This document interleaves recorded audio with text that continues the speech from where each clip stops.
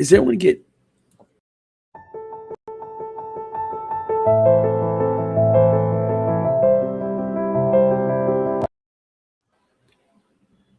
Hey guys, Okay. how you doing? That was exciting. How Yeah, you like? just being weird. Wait a minute. Did you guys see? Did anyone see the intro? Yep. Yeah. Twice. Yeah. And it still got Okay. me froze for some reason.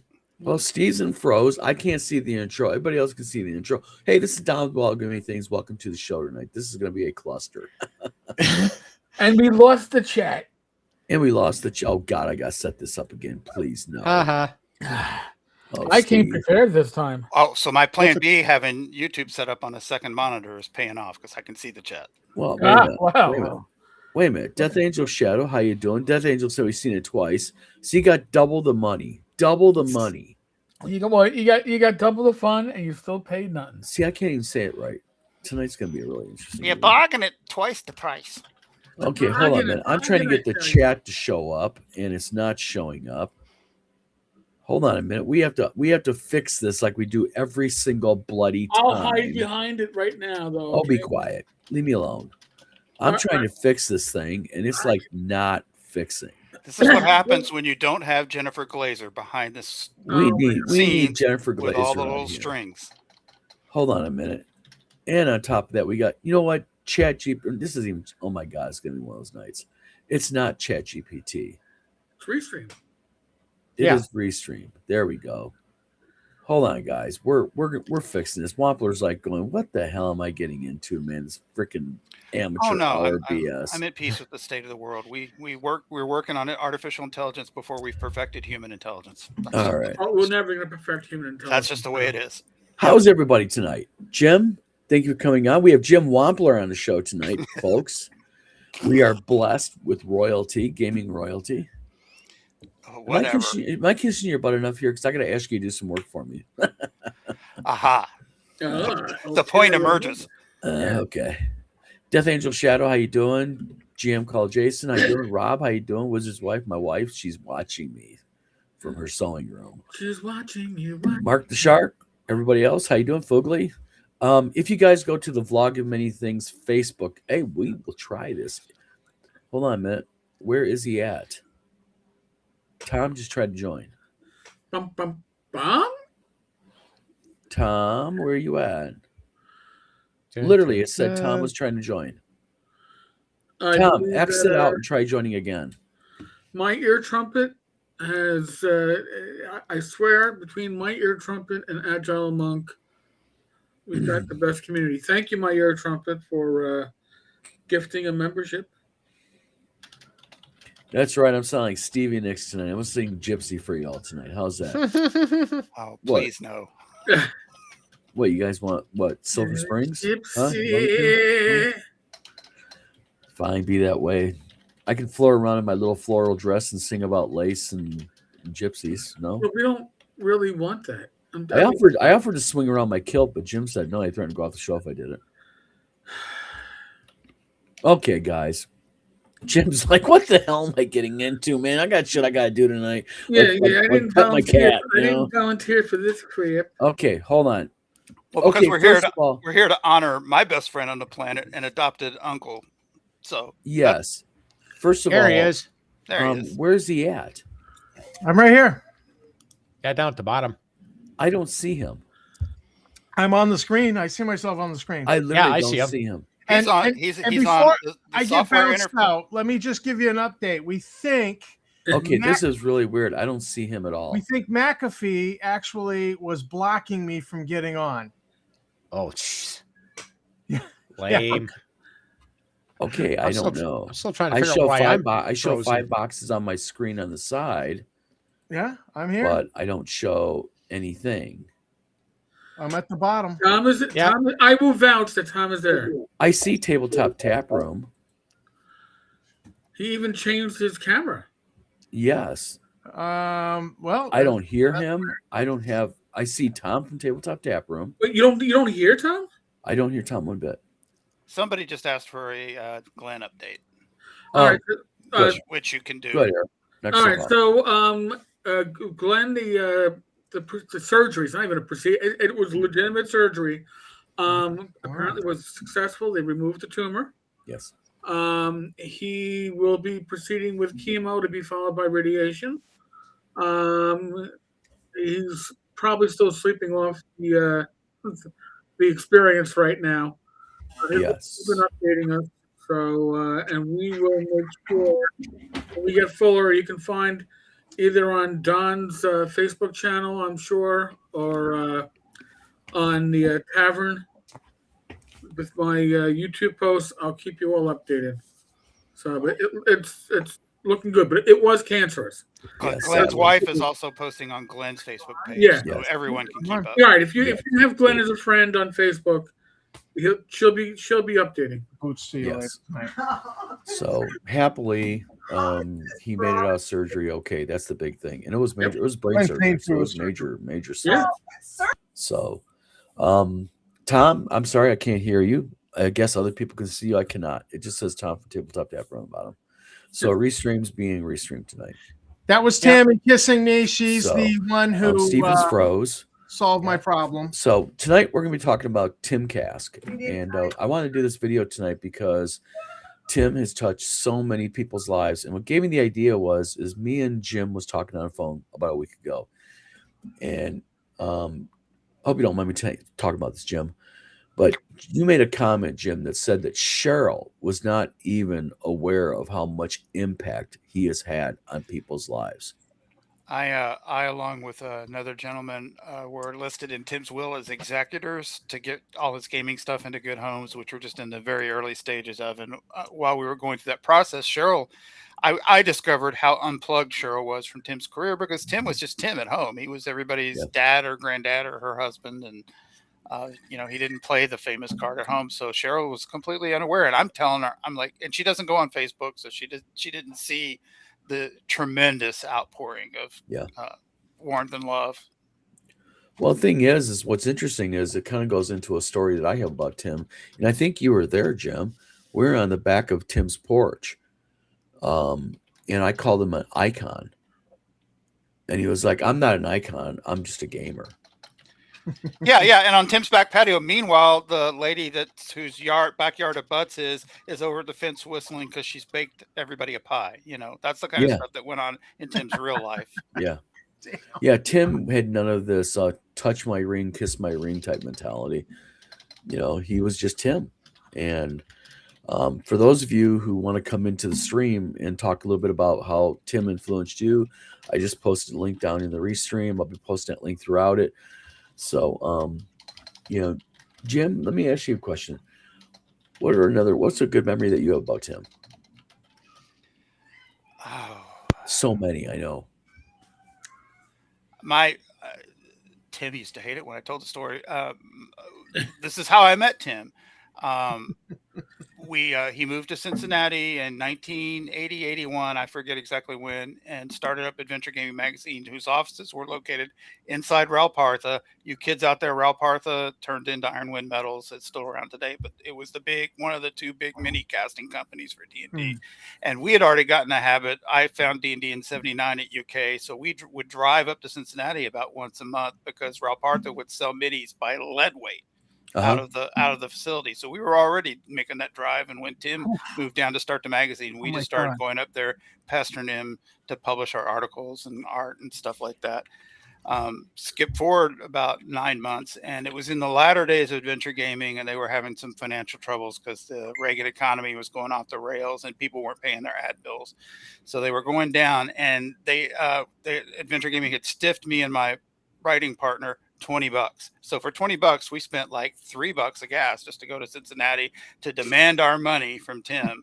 And Tim's just like, well, how about we just work it out in minis? You want to go back on the back and grab what you figure is $20 worth of minis? And we're like, you're damn right we do. Deal. And that was Tim. Eric, anything you want to talk about Tim about? Anything you remember? Yeah, well, listen, the first time I met Tim was my first North Texas, 2014. I was with Glenn and Vince Florio. They introduced me to Tim. and Tim started talking about it. Went on it wasn't a rant, but he just started talking that high school teachers should all be armed with the students they had back in. And I was like, this is going to be interesting. But then I got to know Tim and really know Tim. And the first time he called me, and I told the story when I was at TotalCon, I'm driving my car with Rach. I still know the corner I was at when my phone rings and I see, ooh, what? Eric, like, Tim? He goes, we got to talk about this. We got to talk about the Gygax Memorial Fund and Gail. The widow. The widow. And I'm like, okay. Well, listen, I'm driving right now. Can I call you back in about 10 minutes? I was like, close to home. I was like, yeah. So I get home, settle in, call Tim. He's like, I got to call you back. I'm like, I got to harvest my pot. I'm like, what the hell? He was playing pot farmer on his phone. Oh man, that weed game and the train game he played with Tom Wong. So he had to call me back. So I was like, okay.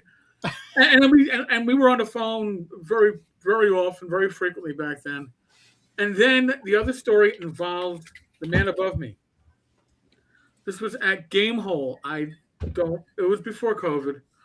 And I'm walking through the dealer room, and Tim says, like, get over here. I want to talk to you. I'm like, and he was pissed, but he had just gone through chemo. And I, as a survivor myself, I know what chemo is like and what it can do to your brain. And he starts ranting and lecturing to me about he's worth more than 6 cents a word, and I mean, he was making a great point, but not to the person he needed to make it to. And Jim comes up from behind and goes, Eric, just walk away. He thinks you're Bill Webb. Oh my God, I'd forgotten all about that. Yes. Well, I'm like, oh shit. And of course, folks, if you know the industry, I don't wear my pajamas or my Crocs when I'm at a convention. All right, that's not my standard. Like, I don't look like I rolled out of bed or suddenly became homeless. I usually dress something like this, but yeah. So I've had a lot of good memories with Tim. Yeah. He was really one in a million, and he was passionate about the industry. He was passionate about the people in the industry, and he could be crotchety, but he had a heart of gold. So, The thing is Tim could be crotchety, but the thing is once you got to know him, and you kind of got beyond that, especially if you got within his domain, his home. He was just a nice guy, just a really warm, welcoming guy. And don't ever, and I've said this before, don't ever suggest a boiled hot dog. It was grilled. And Jim, what was this? It was a special deli he went to, the meat guy. Oh, here locally, I don't know, but he was an expert. He had a PhD in tubular meats. And Yes. Initially, for maybe the first 6 or 7 years, we drove together to GaryCon. We always had to take this detour way east to hit Corky's Hot Dogs and get a Chicago dog. We had to stop there before we got to Lake Geneva. And they were good dogs, but I'm not sure they were worth, adding an hour to the trip. well, they were. Yeah, I apologize everybody about my voice. It's just I'm just a little bit under the weather, but I'm fine. Ben Mike says the ganja story is classic. Also love the memory of how he and his grandkids showing up for a game day at the old warehouse and Doug running them through the D&D game. I'll tell you what, Tim, you talk about insta switch like to loving old grandpa mode. That was when he was around his grandkids. Boy, I'll tell you what, he was just he could be like in the middle of a rah, rah, rah. His grandkid comes in, it's like, oh, I mean, instant. Like, he loved his grandbabies. That's for sure. I mean, his grandbabies are all adults. He loved his great grands. Yes, great grands. Inji Joe says the Boulay was Tim Kask's answer to the overuse of dwarven pack horses in D&D. Get something that eats them. Fugly says mystery meat chromancer. That's actually a pretty cool class you can do. I am a meat chromancer.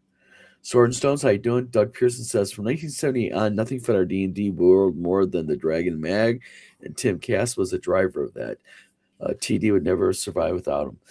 Jim, what is your opinion on that? What about Tim and Dragon Magazine? And Well, Dragon Magazine was a subset of when they split the company between TRSR Hobbies and Publications. And the stuff I don't hear anymore is Tim. It wasn't just Dragon Magazine. It was Dragon Magazine and Little Wars for a while. And close to when he left, he came up with the Days of the Dragon calendar. And the Dragon Magazine and the calendar together, there was a year, and it wasn't Tim that told me this because I asked him, did you tell me this?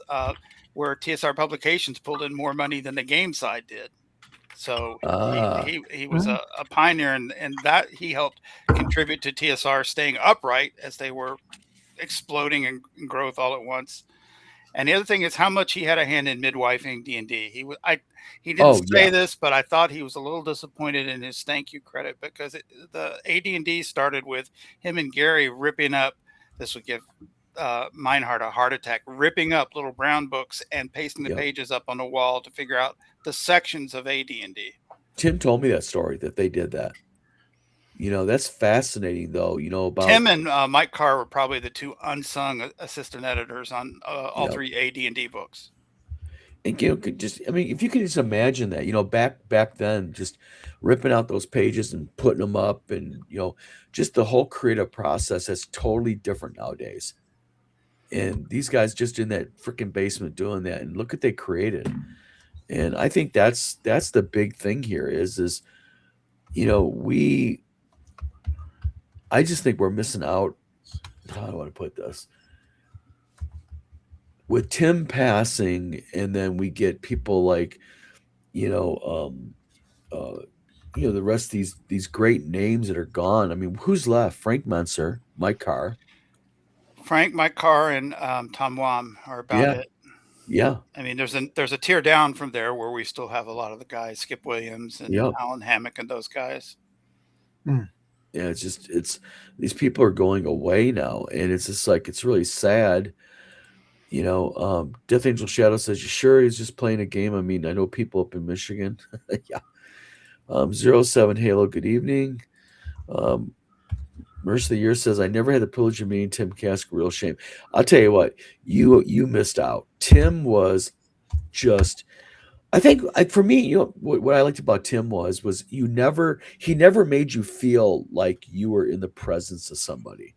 He was just a normal guy. Right. And even when he talked about, he still tells stories about how him and Gary would do these blue, or what are they called? Blue Sky Sessions. Blue Sky Sessions, yeah.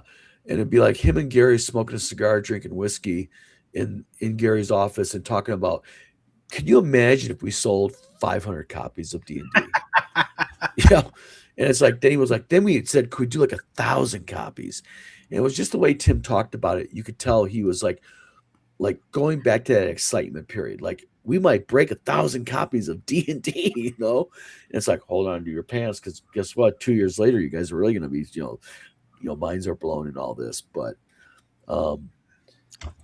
Bad Mike says Tim in Grandpa mode was a totally different person. Oh yeah, exactly. He enjoyed having a reputation as kind of a curmudgeon and a rapscallion, and would occasionally get annoyed with me leaking secret information. Like he has a heart, a yard of gold, a yard wide. He does, Fishing Without Borders, which takes disabled kids out fishing. He worked the polls in his section of town. He and his wife tutored a school that they had no grandchildren or great grandchildren in. Every Wednesday they go to the church and tutor these kids in their neighborhood.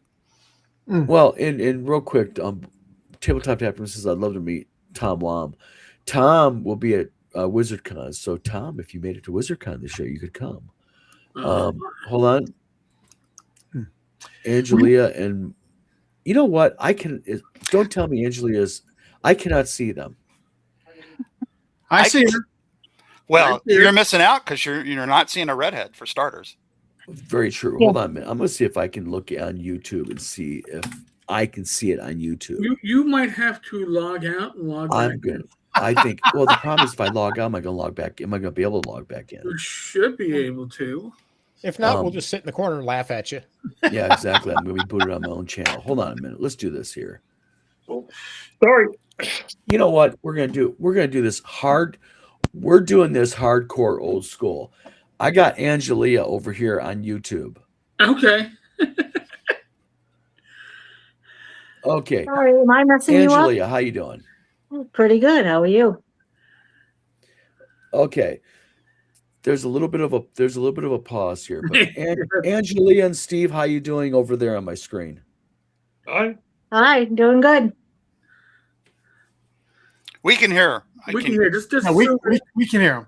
Okay. assume that you're getting an affirmative. You know what I'm gonna do here is nope. I'm gonna go this. I'm gonna be quiet. I'm gonna just go prompt questions, and you guys tell me when it's okay. All right. Okay. So Angelia, Steve, how you doing? Good. I'm gonna take your word for it. I'm gonna. I'll do the signals for you. Okay. All right. So basically, Angelia, you got. How'd you meet Tim Kask? I met Tim through Total Confusion Game Convention. Frank Menser actually introduced us and asked him to come out. now because I can't hear him. Eric, just go like this when they're done, and I'll act suitably impressed. Continue with that. Can you? Yeah, he came out for the first time with Frank Menser, and that's how I got to meet him. You got to look at the screen to know what I'm doing, Don. My screen, our screen, we all screen, Fry screen. So like that was what, for 10 years he was a regular at TotalCon, right? Yes, he was. Yeah. I know that's how I ended up there. Oh yeah, that's right. You were the carpool buddy. They flew out. I don't think they drove All right, out. this is No, what no, I'm we gonna do. didn't drive. I'm gonna do something real quick. I'm gonna log out and log back in. All right, We're gonna try something here. Okay, if I don't come back, enjoy the show, folks. I'll see you tomorrow. All right, let me get out of here. I just want to say Let me that do this. TotalCon, Let me. one of the highlights at TotalCon is the cupcake sale. Okay, how do I get out The of here? bacon on the cupcakes. You know what I'm talking about? Oh, you like know those? what? I like the TARDIS cupcakes. Oh, I love the everything's better with bacon. And the bacon cupcakes that they were selling at TotalCon were just killer. Yeah, that's Quigley cupcakes. Yep. This is Yeah. the first year I did not do cupcakes because Rach wasn't there and I was able to control myself. And I Uh-oh. was like, because Yeah, Rach we- was there, we would have like enabled each other and it would have been bad. But Holy crap! I can see everybody. you guys in Yay. TotalCon, Hey, Don. I'm still froze too, but oh well. all I can reputably say is you guys in TotalCon are close to Boston because I can pronounce Boston. I'm not real good at pronouncing Worcester. What's the yeah? Yeah. What's But even that? though we're in Cincinnati and you're in Worcester, you guys used to come through. I've been on Tim's back porch with you. You're doing the Bourbon Trail or something. Yes. Yes. Yep. So just let everybody know, I can see everybody now. Yay. All right. So Angela, by the way, thank you very much for being so understanding of us missing TotalCon this year. Oh, not a problem. Absolutely. So how are things with you all? We're doing pretty good. Yeah, Good. fine. Everything's good. Yeah, TotalCon was good. We had a blizzard as it closed, so Yes. and I was stuck there for 2 additional days. Or Angel was there for an extra day, and I was Yeah. stuck there for 2 additional days. But you So- know, it's New England. Snow happens. So I got to ask something. What are you may have already answered this. I apologize because I was couldn't do it. But when it comes to TotalCon, what is one of the better memories you have of Tim regarding TotalCon? I have a couple. Share them by all means. One was the second or third year he was visiting, and he came and he presented me with a medallion. He said only 11 had been made, Nice. and he actually gave one of them to me, which was very touching for me, obviously. And then the second is I actually played my very first role-playing game at a convention with Tim. Really? Yeah, and Well, had a blast. Damn, that's like a good memory. I mean, that's a big memory. I mean, Yeah. Tim Yes, Cash, it your is. first RPG. Yep. Nice. And then I guess the last one would be when he told me he wasn't going to be able to come out anymore because he was, getting a little older and was sticking to mostly closer cons or one where he could go out and see family. And yeah, he gave me a hug. He's like, we're friends now. It's no longer just like convention person, and because he had a very strict policy. He wouldn't take pictures with other people with his arms around him or anything. He Yeah. said that was the thing with him and his wife, and he promised, so we had reached a point where our relationship went beyond just the convention stuff, and it So actually you went got, to you real got friendship. the arm. Yes, I did. All right. well, I mean, he cooked you tubular meats. Yes, he did. That's right. And his famous hamburgers. Yeah. See, my privilege is he cooked a hot dog for me on the grill. I was in. I was in the inner That's when you circle. knew you were in. Yeah. Yep. And you get the lecture. He spends like 10 minutes talking about his meat guy, how Yeah. that guy does the right meat. Yeah. You know? Yeah. But real quick, I'll show you guys something. This is gonna be at WizardCon. This is gonna be the Tim Kask Memorial Award. Oh, you can't really see it. Darn it. You Nope. 3D No. printed that in black, sir. Actually, I printed it normal and I primed it in black because it's resin. Oh. And I want to block the UV rays from getting to it, making it brittle. Ah, Method to my madness. So, also we're doing a thing at WizardCon where all the proceeds from the auction are going to be going to the local community college because there is going to be a Tim Kask. It basically is an informal thing for kids in his name that's going to pay for their Photoshop and Illustrator certifications through Adobe. So Oh, we're gonna nice. be putting all the proceeds from WizardCon to that. That was exactly one of the things I shared with Cheryl the last time I was over at the house that just blew Nice. her mind. Yeah. She had no idea stuff like that was going on. Yeah, I'm going to be honest with you. Tim had an impact on me, a really huge impact on me. I mean, I've met a lot of famous people before, but Tim just was on a real granular level. Just you didn't, like I was saying earlier, he didn't make you feel like you had to kiss the ring. He was just a genuinely nice man, and his enthusiasm, like WizardCon, I would not have had WizardCon, me and my wife, if it wasn't for him, because we were talking on the phone one night. I was like, I'm thinking about doing a game convention. She's like, why not? Do it. I'm like, well, I mean, I don't know, Tim. He's like, you know what? Get a freaking pen and pencil. We're going to talk. And I spent like an hour and a half on the phone with him. And he's dictating how I'm doing WizardCon. I was like, yes, sir. I'm going to follow step A, step B, step C. And he was just so enthusiastic. And that's the thing about Tim. When he got, you could tell when he was excited about something because he was, and I'm not trying to demean him, but he was like childlike almost. That excitement, that real base excitement that he had. Well, that's a compliment. So yeah. Yeah, I think it is. And Tim just, like I said earlier, and I'm sure you ran into this, Angeline, Steve, is the fact that you refer to him as like you're an icon. He'd be like, I'm not an icon, I'm a gamer. And that said a lot. And he wasn't doing it as a cliche. You genuinely knew he thought of himself that way. Mm. No, he was a teacher. That's what he was. Yeah. He taught us all gaming. He taught us how to do gaming. Even when he got out of gaming, he went and was a teacher. And then he was teaching you how to do a convention. That's what he was. He was instructing everybody else on, what he thought was the right way to do stuff.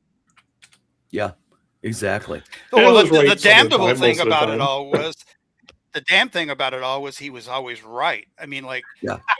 when I was a young man and getting into it, Tim and the Ralph Partha guys ran CincyCon here in town, and they ran it up through the mid '80s, and it was great. It's never been as good since. Yeah. So he knew what he was talking about. Speaking of which, this is my chance to publicly thank you two, Angela and Steve, for hooking me up with that bad boy. Oh yeah. Nice. You're Nice. welcome. Yeah, Honorary you're welcome. Timcast pin, and I am jealous. You, I have mine on my desk to look at Yep. all the time. all you got to do is ask Don, because that's what they're for. Yep. Well, I'm gonna ask because I have no shame when it comes to that. That is part of my. I've got like the boulet that Tim gave me. Then you gave me one, Jim. Yes, Thank you I very have a much. boulet. Yeah, I got a Yep. belay. And don't ever call it a bullet. Yep. Yeah, it would. He did that at WizardCon. A guy did that at WizardCon. Said, "I love your bullet you made." I'm not even going to repeat the F word that was used in response to that. It ain't no effing bullet. It's a boulet. That's what the pin says on the top of it. It's pronounced boulet. No, it really got the guy worked up. The guy thought Tim was pissed, and I pulled the guy off to the side. I was like, "Listen, you got to understand.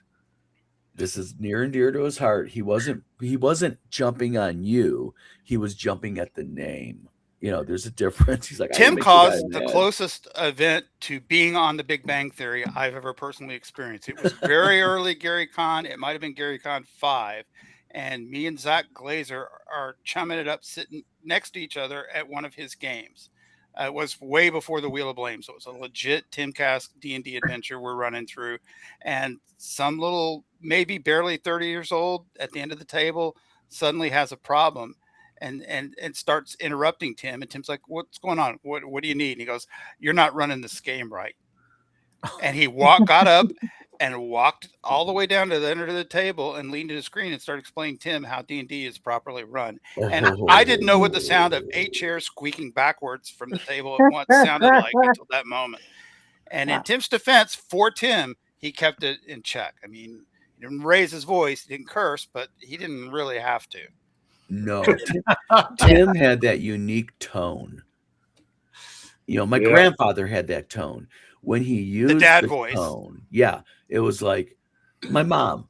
When my mom would call you by your full name, Donald Samora. Oh shit, not Donald, not Don. But when she called you by the full name, you were a had. And it was like, oh boy. He used that tone with me during my interview of him.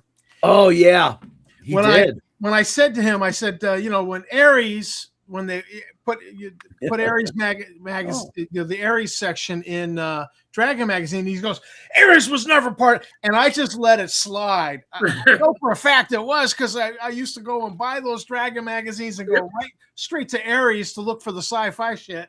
And excuse me. And That's all right. You always curse. and he just, and I was like, gonna let that slide. I've been chastised, and Aries in Dragon You got was chastised before by his time, Timcast, and- Tom. No. That's like an honor. Like Thank I you, need thank to you, make a- Tom. Now that the preacher man has cursed, that frees me up to That's stop right. guarding my mouth. So much. I need to make a certificate. I got my ass chewed by Tim Kask. I'm a seminary dropout, basically. So Isn't that a song? Seminary dropout. Nice. it should be a country western song, honestly. Yeah, exactly. So let me ask people here. What do you? I mean, Jim, you probably know this better than anybody. But what are some of Tim's that you guys remember pet peeves? I got a couple of them. I can explain the backbone of Tim and I's friendship was such that we could both freely be ourselves. What's going on?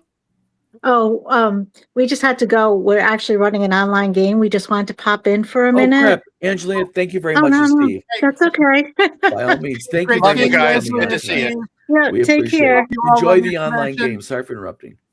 No problem. Have a good No one. worries. Tell Steve thank you. So you were saying, Jim, I forgot. you were talking about Backbone of your and Tim Cass relationship. Oh! I mean, because it's like 7 hours from Cincinnati to Lake Geneva, and I mean, neither one of us would be employable in the game industry if recordings of what we said to each other survived. I could just be myself, speak my mind around Tim, vice versa, and occasionally that one of us would aim those guns at each other. And my defensive trick I learned a long time ago was just to say the magic words Dave Arneson, and Tim would turn on a dime and start yelling about him instead of me. Well, real quick, I want to say something real quick to everybody in the chat and watching this. I'm getting ready to post a link. If you want to come on the show, you can and talk a little bit about Tim, maybe some way that you knew him, met him. It's right there. It's the restream. Click on that and you can come in the chat. You're welcome to. Okay. Anybody. Doesn't matter who you are. Well, before that all starts to happen, I'd like to go ahead. jump in. I was in high school and I loved D&D, all of us did. And but I was getting in trouble. I was getting F's in algebra. I was being picked up by the security police on the Air Force Base, and my dad had to come get me. I was getting in trouble as a freshman, and so I was forced to go into Upward Bound. And the Upward Bound counselor, he got to know me, and at the end of the year, he did this thing where he kind of wrote this vision for what he saw for you. Nice. And his vision for me was an editorship at Dragon Magazine, which never Nice. happened. But years later, I'm injured, and and I got tired of sitting on the couch watching court TV. You can only take so much Judge Judy, honestly. And so I go online and I find Star Frontiers revival happening and Star Frontiers magazine, and I start to get involved and I was like, I'm living the dream of that counselor planted that seed. And then I helped found the Frontier Explorer magazine with Tom Stevens and so then this whole vlogger thing happens and YouTube happens and kind of pushed into that. And I start trying to reach out to some of my heroes like Doug Niles. And so I interviewed Doug Niles and wonderful man. And then you interviewed Doug Niles. I did. Yeah. Nice. Because I'm interested in Star Frontiers, and Doug Niles wrote Nighthawks. Yeah, he did. Okay. Nighthawks rule. So, and then I mailed him a bunch of modules. I said, "Would you mind signing these?" And of course he did. And then I sent a few out as gifts. But so then I was like, "Oh, who else can I interview?" So I was like, I contacted very trepidatiously because I'm like, oh, he's the curmudgeon in the cellar, and I contacted him and he was gracious and he came on the show and I interviewed him and I don't know, an hour and a half, 2 hours. And then we talked for like another 2 hours when the camera was off, and just shooting the crap. And, my wife's a teacher, my wife's in education, and I was actually teaching at the time. And so we just connected on that. I have a daughter with special needs and Jim, you his heart for special needs kids. And, so we just connect, and my dad was Air Force, and, we talked Vietnam War. We talked a little bit about pot because I don't do pot, but special needs and teaching and D&D. And, I was hoping to get some juicy tidbits about Star Frontiers, but he had none for me. But, and I told my wife, I says, this interview is going to be me as an editor of a fan magazine kissing the ring of the first editor of Dragon Magazine. Yeah. And there was no kiss the ring before I talk to you. There's none of that. And that's the thing about Tim, though. Tim was in no way that way. I remember gracious. Yeah. The first time I met Tim face to face, we did the recording for D20 Delving. And, I remember him coming in and I was thinking like this aura of light behind him, and he shook my hand and let's get going. Let's keep going. It's like right to business, Tim was. But I'll tell you something. When he flipped that switch on, it was all business, and he was so professional. Yeah. And then you showed up, Jim. You knocked on the door, and that was when we were doing the recordings. And it's like, I guess the best I could put is I just miss that guy. I miss the hell out of him. And, I got to tell you, I'm not over it. And neither am I. How long has it been? Yeah. Because we were like the private joke between me, Cheryl, and Tim was I was his second wife, because we're on the phone constantly, and like just human thesaurus phone calls. I need a word for blah blah blah, that Yeah. kind of stuff. And so those situations will come up now, and I'm just like, that's when it catches up with me, and I go, oh fuck. Yeah, I can't even imagine how you feel, because I know how I feel. And I was, I thought I was deep in, but you were way deeper in than anybody. And even today, I just think back and I'm like, Well, I don't think our industry and our fandom are any different than any other industry or fandom. That's been my experience out there in the real world. But what we all have in common is, there's sometimes we forget to separate what's real from what's not real, or what's real for the industry in Yeah. real life. I don't know exactly how to explain what I mean, but I just got myself out on a conversational limb and can't remember where I was going. well, you're fine. I gotta say about Jim Wampler's Mud Puppy Games. I ordered some stuff from you, and there was extra stuff in the package, and I just appreciated that so much. Mud Puppy Games is such a class act, and if anybody's out there, in the chat, go check out Mud Puppy Games. Order something from them. They're just a class act, and I love the Gary Gygax and Arneson miniatures I ordered from you. By the way, they're not painted yet, but they're on the to-do list. But I'm a typical war gamer. Mountain of lead. It gets bigger. It never gets smaller. But you were saying, Jim, real quick. Oh, well, first, thank you. I think that's what my AA sponsor says I'm supposed to say. Thank you. But no, like the difference between real Tim and industry Tim.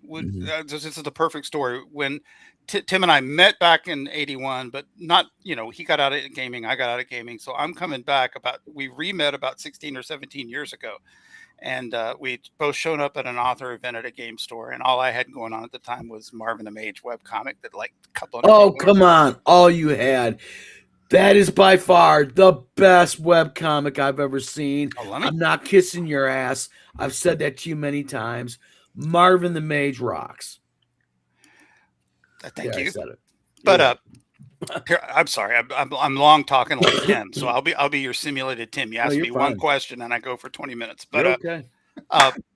So from that encounter, we conned Tim into running an OD&D campaign. So like for a year and a half in this game store, way back 15 years ago or more, Tim ran us through a campaign, which was awesome. So that's how I got to my first Gary Con. We were outside smoking in the back, and Tim's like, he had lost his road trip buddy. And he's like, you want to come? And he was so respectful when he asked. He goes, listen, you can come. We'll share the driving. And out of respect for your sobriety, I won't even hit my weed pipe on the trip up. Nice. And to which I just responded, well, right there. If that bothered me, I wouldn't be very much of a sobriety. So how about this? You just keep it between the lines. And if you get messed up where you can't, I'll drive and we'll solve it. Yeah. How kind is that? But then in practice, we get into the trip and I have to listen to, what are you smoking? That goddamn cigarette. It smells like a turd, dog turd, He's sitting there having what he's having and complaining about my smokes. Yeah, he's smoking something that smells like a skunk's ass, and he's bitching about your cigarettes. Yeah. So Eric, let me ask you a question real quick. Yeah. Besides the interact, how much interaction have you had really with Tim? A lot or a little or?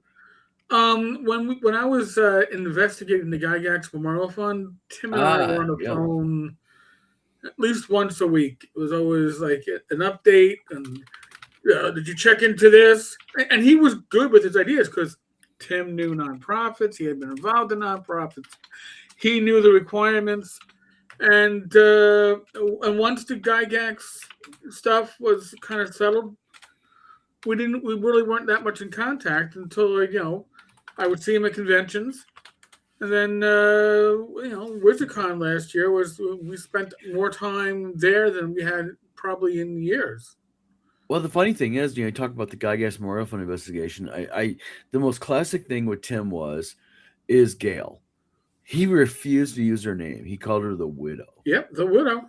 The Widow. And I remember one time going, are you talking about Gail? He's like, the Widow. I'm like, okay.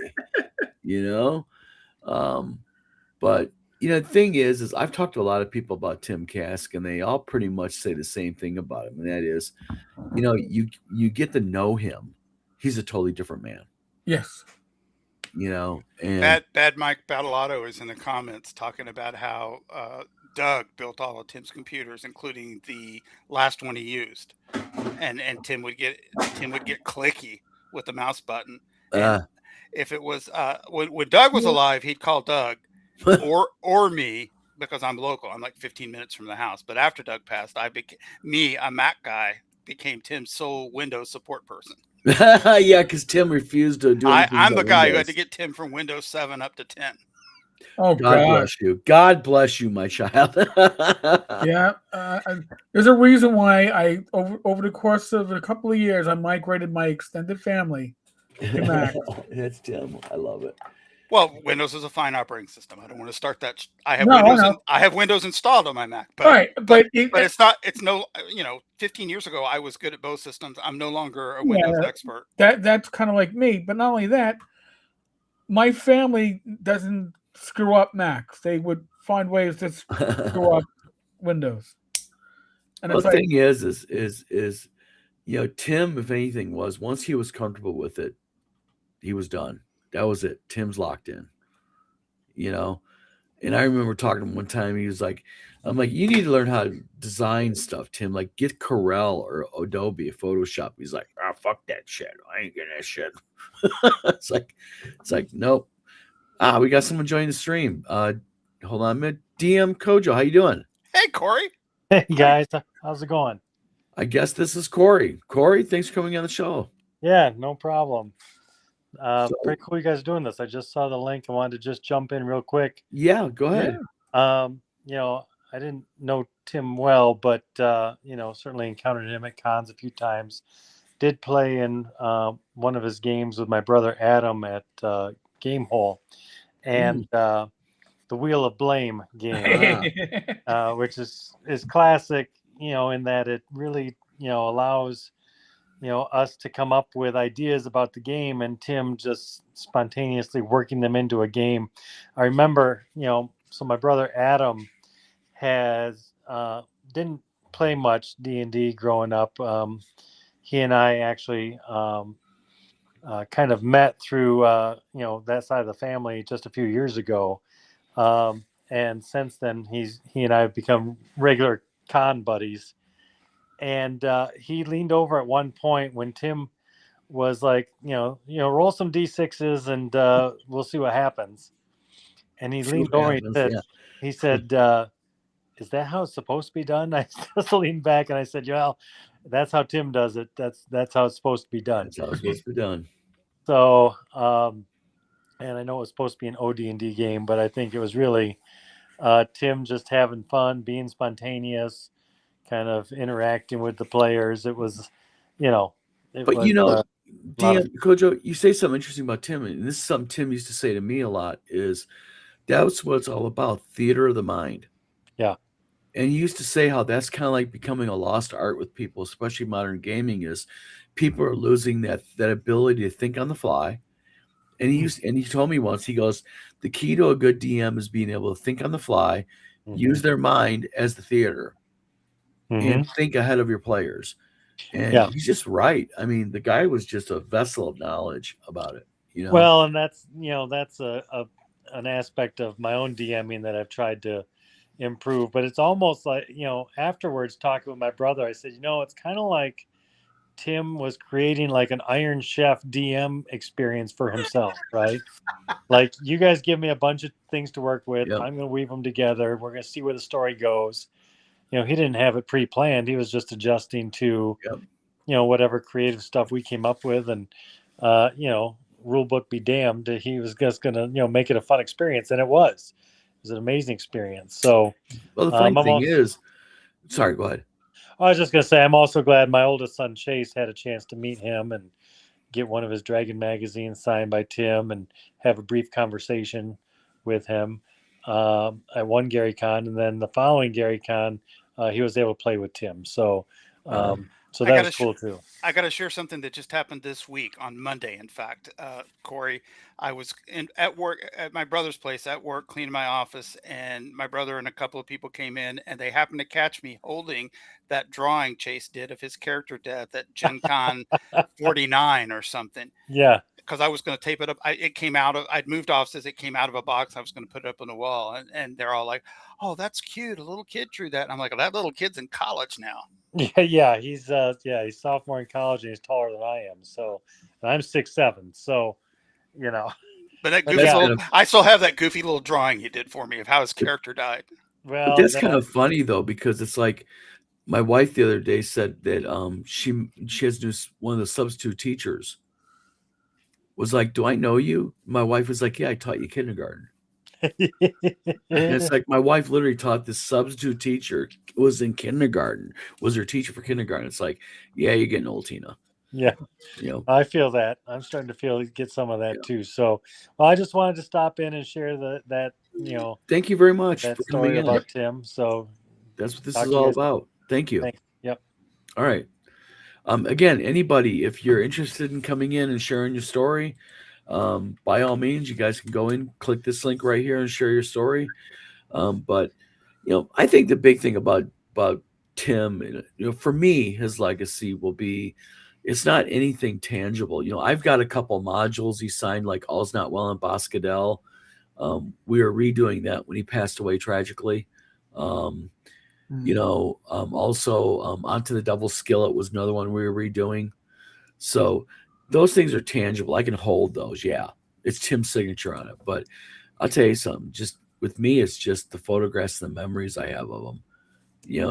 I remember, like I said, the many times on a back porch, just sitting there and talking and listening to him. The guy just was a vessel of knowledge. And he wasn't arrogant about it. He was just telling, like when he talked about him and Gary Gygax, he wasn't like going, me and Gary Gygax. It was just him talking like me and the schmo next door was sitting there on the back porch. It's like Tim was just so humble. What do you think, Jim? We used to talk about this all the time, especially in regards to some other industry notables that I'm not going to get into. Yeah. And we were able to work out conversation. You can't be a creative without having an ego the size of a gas giant. Yeah. So what's the difference between Tim and or even me? Any of us in this chat, we're all creators. You've got to have the outsized ego. What's the difference between us and some of the assholes who have egos the size of the Horsehead Nebula? And what we came up with is just self-awareness. If you know it, you can put a leash on it, give it a name and try and control it. Yeah, you don't have to. With like simple maneuvers, like just be kind to someone. Yeah, exactly. Just be kind. Yep, just be kind. Or as my wife likes to say, don't be an asshole.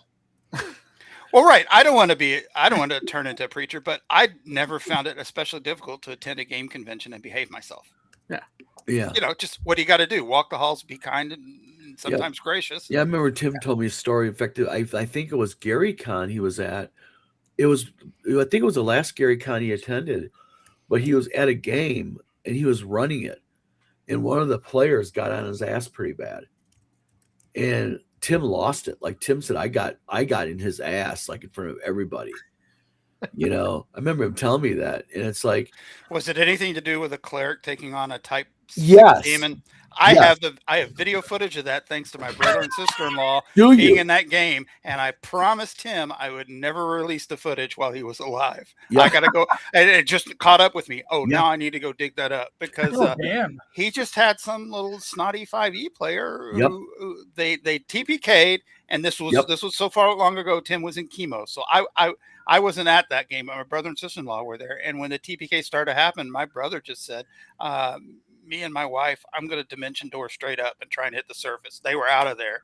The rest, and Tim's like, well, it's a type 6 demon or 7, whatever it was. That's pretty much the game. And this one kid goes, nope, my cleric can beat your evil devil and you cannot defeat me because that's not how it works in D&D. And Tim's like, well, in my universe, I wouldn't be so sure. And he did climb in the guy's ass, but the kid was asking for it. Yeah. You know, I just want to. And it's like one of those 2-hit slap fights. Roll, boom, you're dead. Done. I just want to go back to what you were saying, Don.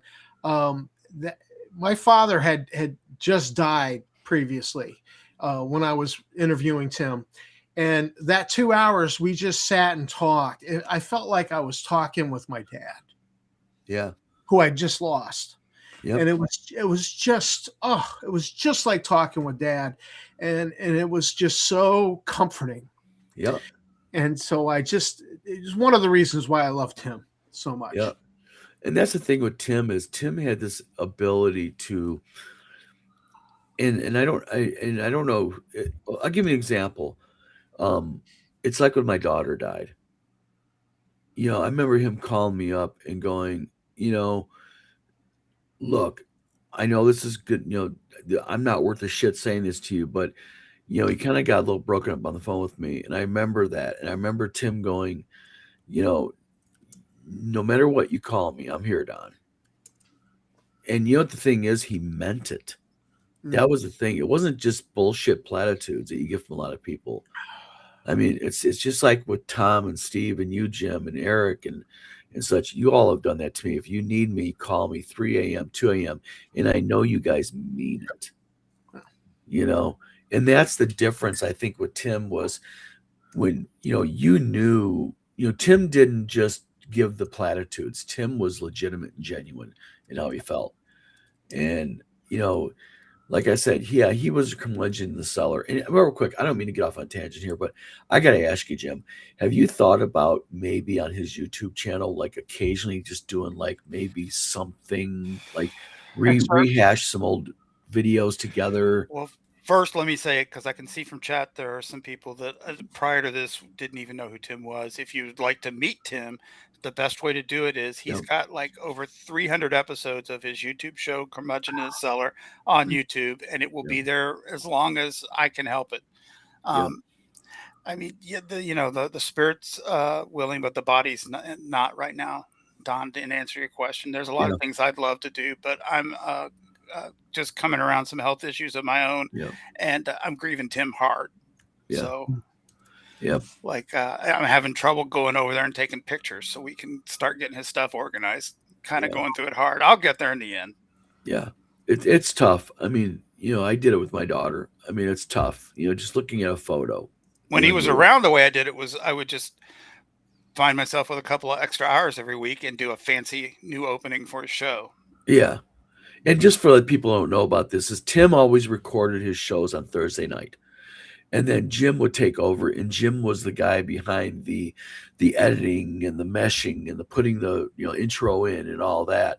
So Mr. Wampler here to my right or to my left, depending on how you look at the screen, he was also part of the Curmudgeon in the Cellar really deeply, because without Jim, there'd be no Curmudgeon in the Cellar.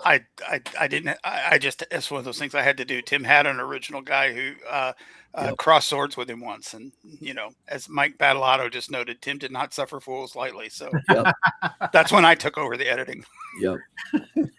But, well, we've been on an hour, and, I was hoping more people would come in, but, I understand, I appreciate everybody who did come in. And again, thank you guys for coming in, talking a little bit about Tim.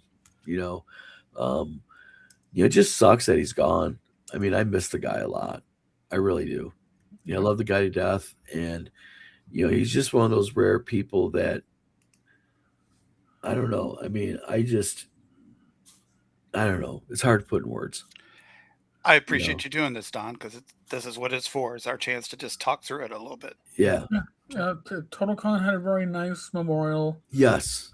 I had no plans on talking when I was there, and then as it went on, I realized, all right, somebody has to show the other side to Tim, because my interactions with Tim make me laugh when I think about him, and not because Tim was funny, but just because the way it interacted, the way it happened, it was pure Tim. And I mean, and that was very special. And he touched a lot of lives. And a lot of people probably don't even realize that he touched their lives.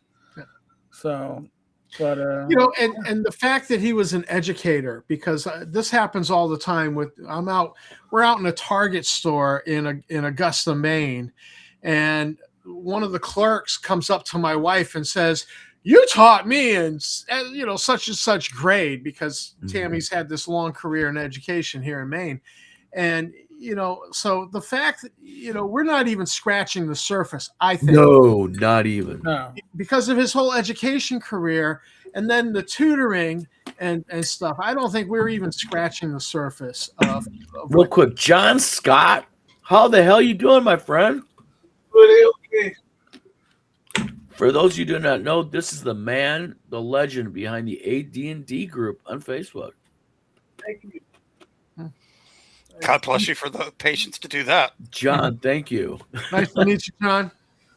So what's up? You want to share a little story about Tim, or? Yeah, I think there's like some sound errors. The sound will be a little delayed on your computer, Well, John. yeah, but he might be. You got to check to see what microphone it's using. It might be using your camera mic as opposed to your other mic. I've had that happen. It is annoying as hell. Yeah, I only have a camera mic. I hope I'm coming through loud and clear. We can hear you fine. Yeah, now. Yep. Right. Oh, but before you start, I got to drop out because I got to go to my Discord. But Eric, thank you. Eric, love you. See you, Eric. thank you for having me.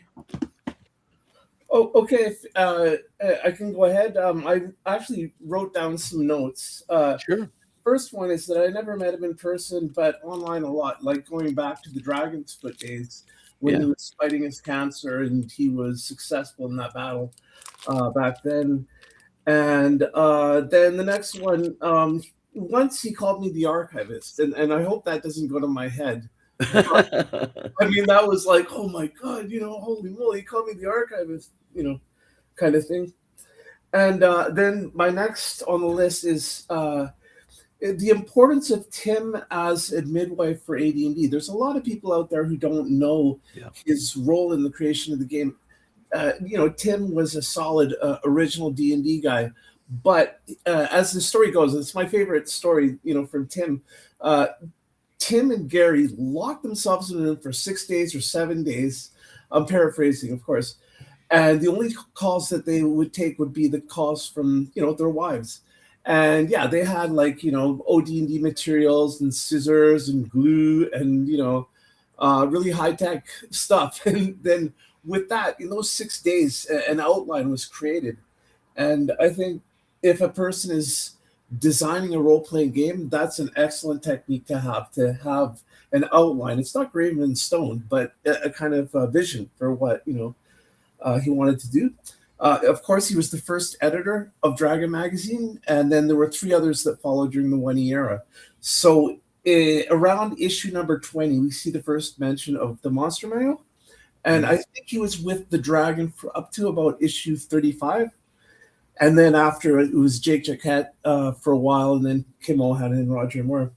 But anyway, I'm going off on a Dragon Magazine tangent, and here's a fun story that probably no one knows about. I was, I'm not rich, so I live in community housing, and I said to Tim one day, you know what, I'm thinking of making a games club, And when I said that, he was like, immediate, get on Skype. And he sat there, Tim was very busy, of course. He sat there and he gave me a whole hour of his time listing out all these board games. And I remember right at the beginning, I was freaking out because I'm like, oh my God, I can't find a pencil. All I had was this magic green marker. So I was taking the notes, and I have the list somewhere around here. I mean, he was a great guy, and he was like a gamer's gamer, And really the only thing that I miss is not having, seen him in person, over the years. And then 5, 6, and 7 on the list. I don't know if I should say here. Say it. Yeah, you're fine. Oh, okay. Back in. It's okay if you don't, because I have a few of those myself. Yeah. All right. Well, there's a site called Dragon's Foot, which you guys probably know of. It's like the #1 AD&D site that I know of. And I got myself, in trouble with the admins. Steve, who is the head honcho of that place, he was beyond patient and tolerant with me. my ban from the forums, nobody's fault but mine. But as a kind of mercy, they allowed me to hang around in the chat room, right? So Tim would come in the chat room all the time, and it's just a comment he made, once, LSD is for fools. I was probably going on a rant about, LSD or something. And it's just like these small moments of time, these memories, Another thing I remember is that he was a fan of Deep Purple, and so I'm going to listen to some Deep Purple later on tonight. And for the record, once, he referred to himself as a hippie, which is something I admire, love, peace, nature. Can you get better than that? And also, yeah, he was a Vietnam vet, but I never asked him for the details, but that was part of his life experience and who he was as a person, and then I have as number 7, a lot more, so if I could give advice to people out there who are fans of D&D and AD&D, it would be get up early on Saturday morning and watch all of Curmudgeon from the Cellar. I mean, that's one of the greatest sources for the game. Binge watch. Yeah, binge watch, definitely. Just maybe get up between episodes and stretch your legs. Yeah. I think that'll be that's a real true part of Tim's legacy is the Curmudgeon in the Cellar. Just giving his time to just answer the average guy and gal's questions, just normal people, and he cared. You can tell he really gave a shit because he just really immersed himself in some of the questions. But it's awesome in life when you can find somebody who really gives a shit. Yeah. Because a lot of people don't. But when you find somebody, you're like, oh, yeah, there we go, right there. Yep. And luckily, if a person posts stuff to YouTube, usually it is actually up there for quite a long while. Unless there's other issues. But to create a permanent archive of Curmudgeon in the Cellar, I think that would be an awesome thing to do. With the archive.org site based in San Francisco, which have done incredible work. Archiving basically everything. So real quick, Agile Monk, thank you very much. Agile Monk did a $10 super chat, much appreciated, and gifted 10 memberships. Again, Agile Monk is a huge supporter of the community. Dear Doug Pearson says Tim was a fan of Deep Purple. We would have bonded over that even without D&D. I wore out Machine Head on vinyl and had to buy another. That's a yeah. And then we got the people receiving. Brad Holt received gift membership. Patty Hotterness, John Wee, Christoph 64, Setate 93. Again, Matthew. Just a whole bunch of people getting super chats. And then, real quick, Bruce Lombardo says, member for 6 months. Excuse me. The Tavern's Minions. And then people are just basically getting memberships. Thank you very much, everybody. But, John, thank you also. I wrote that down, John, because it hadn't occurred to me. I live on that on the archive.org site all the time anyway. Really? Wow. We at Savor Half podcast, we use that to host our MP3s. No, what is it exactly, guys? I'm not familiar with the site. It's a treasure trove, and sometimes things will go up and get yanked down. But for instance, if you grew up in my era and you wanted to read the entire run of Starlog magazine, it's there.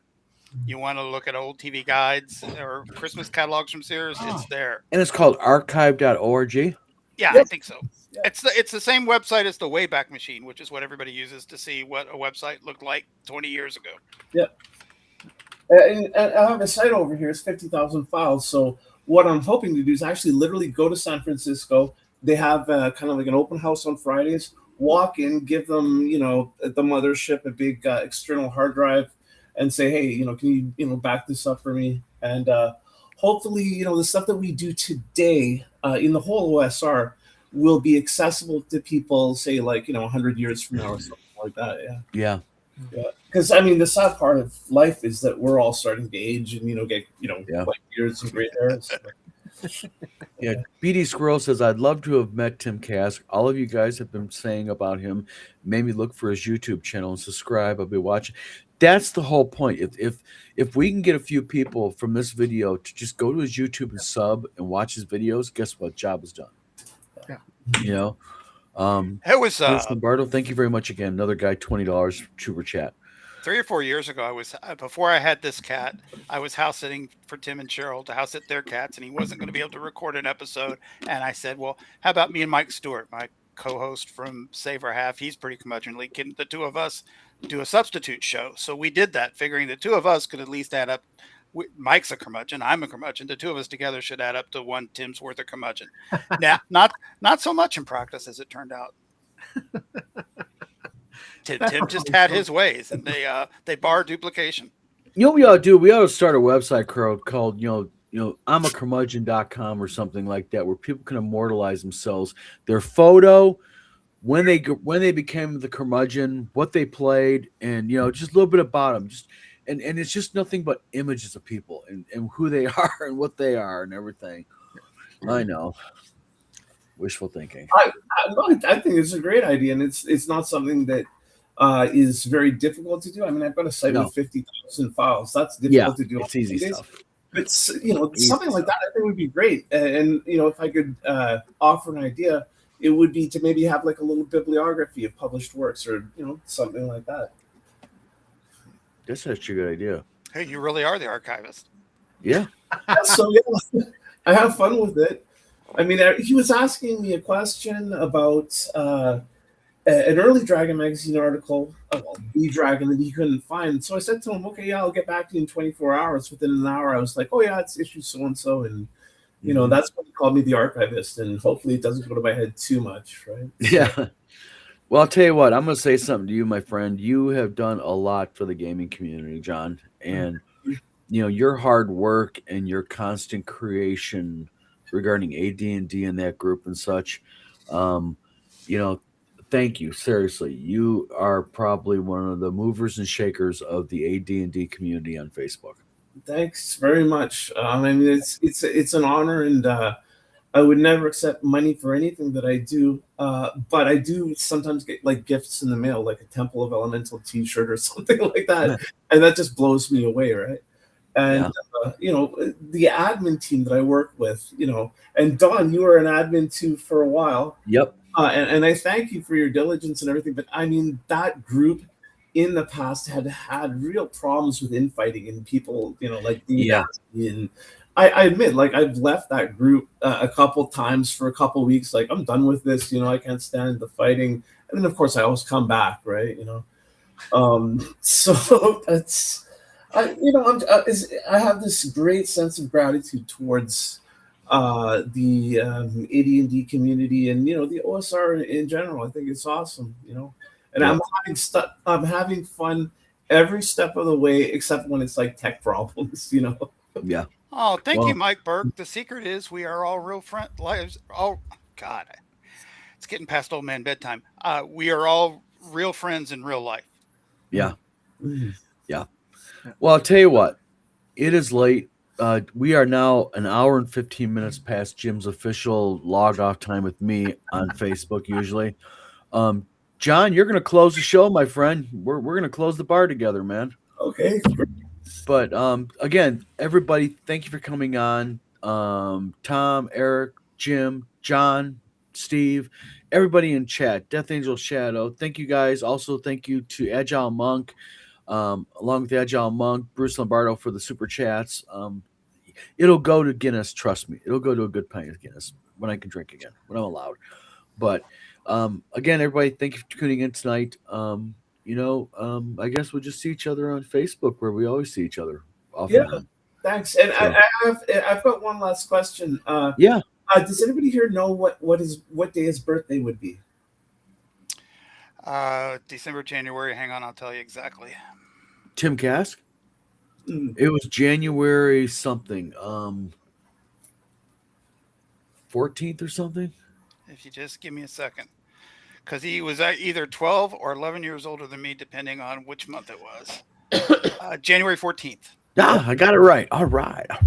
So, as one of my closing comments, I mean, I think it would be a great idea to celebrate Tim Day on January the 14th every year, Man, you are just full of great suggestions. Yeah. Well, I did grab up on purpose. I grabbed up caskcon.com and I thought about doing just a 1-day gaming event in the fall in Tim's name, Mhm. like a thing where, like, everybody just donates money to get in, Mhm. and then whatever we raise, we just do something like for like a local school or local something, like buy a bunch of D&D books and give them to the local D&D club or something, and just something cool like that where, the vibe is just gaming, spread the word of gaming. So there's actually a Facebook page called CastCon. So facebook.com/CastCon. Jim did the logo, the wizard logo. Jim let me use. So I appreciate it. Yeah, But it's a great idea. yeah. So, but everybody, again, thank you for tuning in tonight. Everybody in chat, thank you. I know you guys take time off to come in here and yap with me, and it's much appreciated. So, everybody in chat, thank you very much, guys. Thanks for tuning in. I guess we're gonna sign off here. This is Don from Vlog of Many Things with Mr. Wampler, Mr. Lake, Mr. Sorry about that, Tom. Sorry about that, and Mr. John. Much appreciated. So, guys, thanks Thank for tuning in. See you guys next week. Okay, peace.